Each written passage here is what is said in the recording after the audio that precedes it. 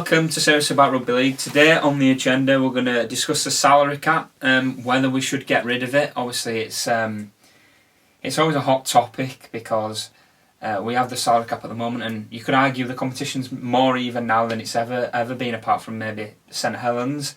But I know you're a strong advocate of getting rid of it. Why do you think that will help the game? I just think obviously we need to increase the profile of the sport. It's the players that are playing on the field should be superstars.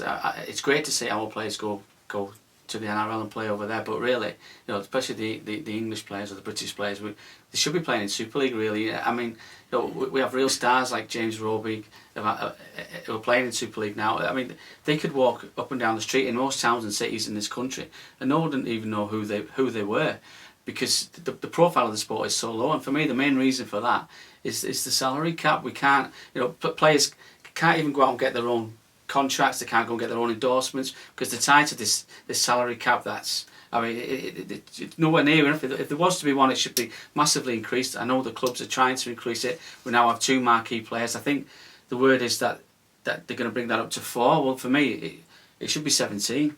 If I'm brutally honest, I don't agree with the salary cap. I think it's holding the sport back. I understand the days of the 80s and the 90s when Wigan won everything, but for me, I think now's the time. Let's give these players the money they deserve, so they can get badly injured in our game and they can affect them after they've retired. Let's give them a living that'll keep them for the rest of their lives.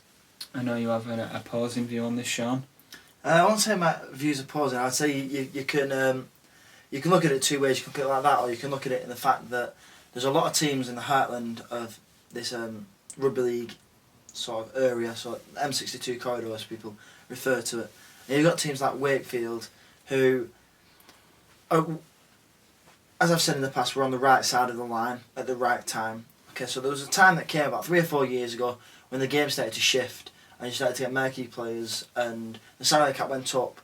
And if you were on the wrong side of the line, you started to struggle. So you've got to look at it from the point of view of teams like Bradford and teams like Halifax and Leigh, who were at the wrong side of the line, and they've struggled to then commit players in a fashion that allows them to get back over the line and competing at the top level. Whereas Wakefield, you've seen from the complete opposite view, they were on the right side of the line just by a very, very controversial game that we all remember. But they stayed on that right side of the line, and from there they've been able to develop.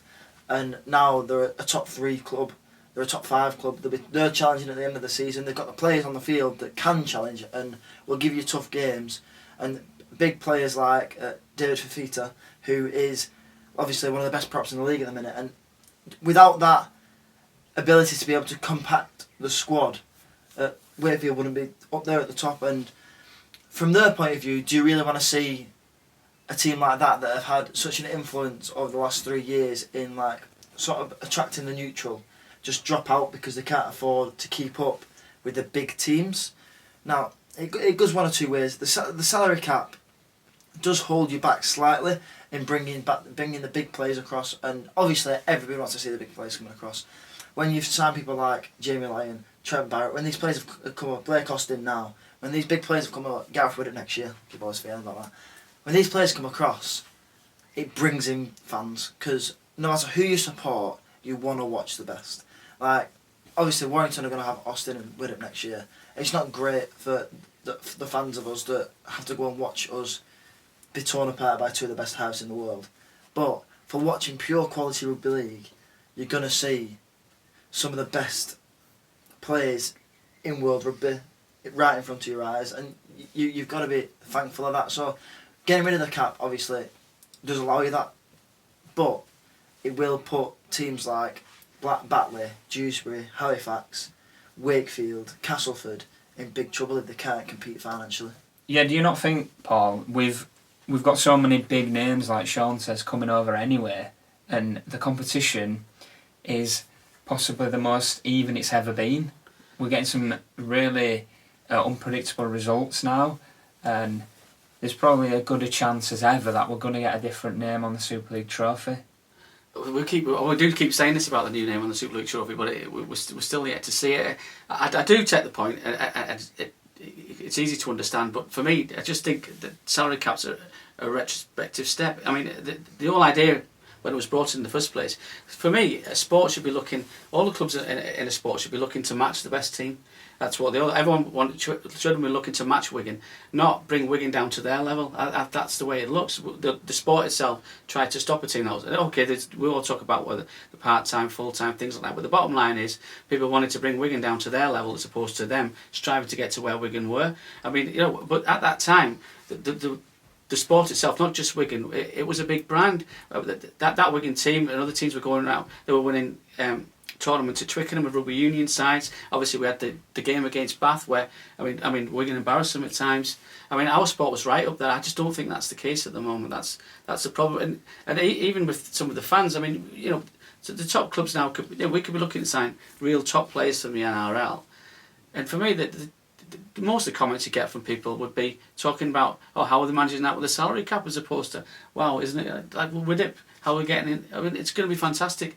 I mean, hopefully he gets fully fit again. It's going to be fantastic watching him in Super League next year. We shouldn't be talking about whether or not that's going to take Warrington over the salary cap. It should just be that I'm really looking forward to watching my team play against him. And that's kind of the way I feel. I think I do understand. I mean, the NFL, they have a salary cap, but it's so big. The NRL themselves have a salary cap, but it's so big that it allows teams to develop their squads and give the players what they deserve. And I don't think that the bulks of our teams, bear in mind they're putting their bodies on the line every week, are getting paid what they actually deserve to be paid. And I think it's about time that we put that right. Do you not think there's an argument for that, Sean? Because if you look at England's or Great Britain now, their entire forward pack is in the NRL near enough, and the best two players in Super League last year were Ben Barber and John Bateman, and they have both left to go to the NRL. Do you not think we'd have a better chance of keeping them without the salary cap? Without a doubt, and I wouldn't say that I'd sit on one side of the fence or the other at this point, but I just see the game in England as different as the game in Australia. And Mickey McIlorum tweeted this week about it, and the fact that all we ever seem to do, and we had this massive attendance on Good Friday, that round was as popular as it's ever been, the highest ever attendance we had over the course of a round. And people are still trying to compare that situation with what's going on in Australia. At the end of the day, it's a different culture, it's different people that watch sport for a different reason, so we can't keep comparing it. And the NRL have got all these fantastic players with the money that they can spur. Yeah, but we play rugby in a different way, and we've got to keep an element of that alive. And if scrapping the cap means losing some of the most historic clubs in the country, then is it really worth losing the cap? Like, aren't you losing part of your game then, or are you trying to become something completely new? So would you keep the salary cap? Would you keep the marquee player rule? Let us know in the comments. Watch every game of the NRL, plus the grand final and State of Origin, from anywhere outside Australia, New Zealand or the Pacific Islands. Go to watchnrl.com and take the footy with you.